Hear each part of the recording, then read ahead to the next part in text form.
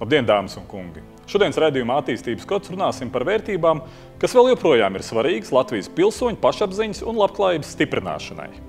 21. augustā apritēja 25 gadi, kopš Latvijas Republikas augstākā padome pieņēma konstitucionālo likumu par Latvijas Republikas valstisko statusu.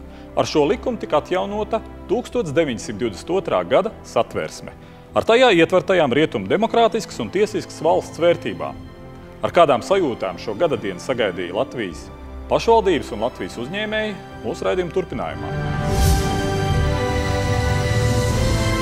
Mūsu tautas simbols, brīvības piemineklis, kopš tā izveidošanas piedzīvojis dažādus laikus, gan godināšanu, gan nicināšanu, gan vienaldzību. Vēl tikai 1987. gada 14. jūnijā šeit pie brīvības pieminekļa notika akcija, kuras laikā apmēram 5000 cilvēku, nebaidīdamies par represijām, nelegāli pulcējās nolikt ziedus.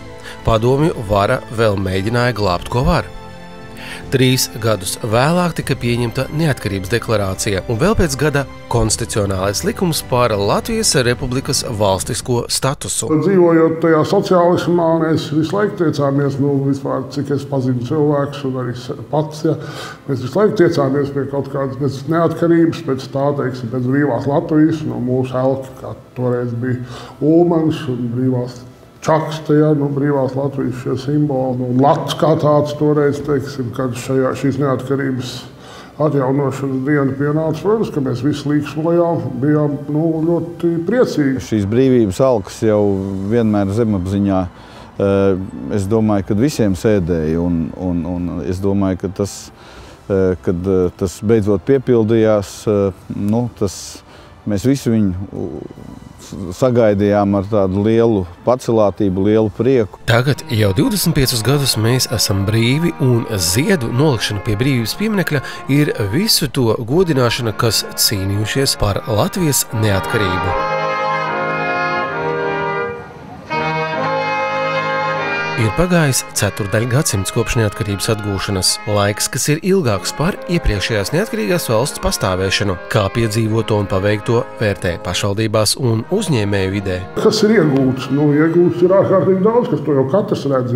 Ja piemēram, mēs nejauši ieslēdzam šīs sociālismu laika fotogrāfijas, tur internetā viņas parādās Facebookos un visur, vai paskatāmies savus vecos albumus, vai, teiksim, paskatāmies, kā toreiz mēs dzīvojam un kā tagad dzīvojam. Tur ir diena pret nakti, protams. Sasniegumi valstī ir milzīgi, pēc manām domām. Ir atjaunot normāla ekonomika un faktiski ar katru gadu viņa atjaunojās. Tāpat noteikti var teikt, ka esam sapratuši, ka vieni mēs nevarēsim pastāvēt, ka aizsardzības jomā ir nepieciešama cieša sadarbība ar NATO. Es nekādā veidā nepiekritīšu tiem cilvēkiem, kas saka, ka tagad mēs esam izveidojuši, teiksim, šeit kā armijas poligonu, teiksim, Amerika no vienas puses un Krievija no otras puses. Mums ir savu valsts jāaizsargā. Daudz to nesaprot, jo Krievijas propaganda mums ir ārkārtīgi spēcīga. Atbildēt tiem kritiķiem, kur saka, ka mūsu valstī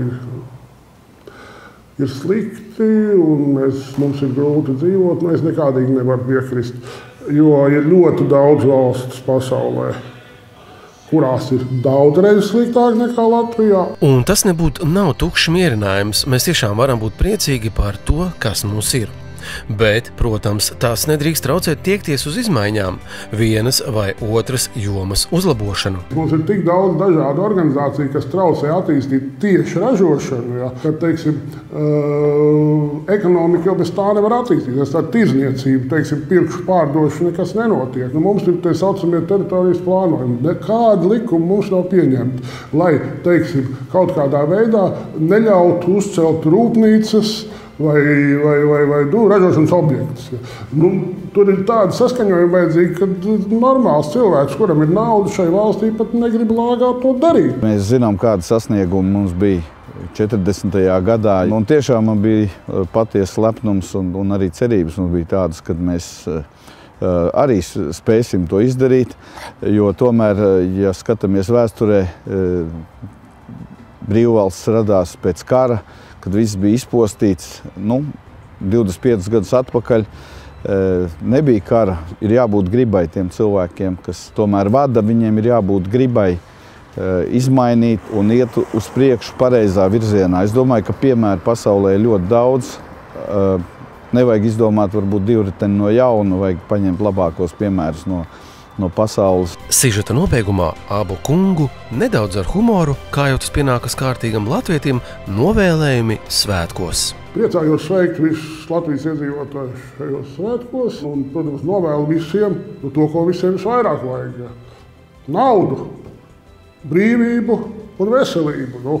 Un ja jau tas mums viss būs, tad par pārējo jau kaut kā mēs tiksim galā. Un man ir iekšēja pārliecība, protams, par to, ka tādā mazā valstī kā mūsu nav problēmas sakārtot jautājumus, lai visiem būtu komfortabli šeit dzīvot, ja?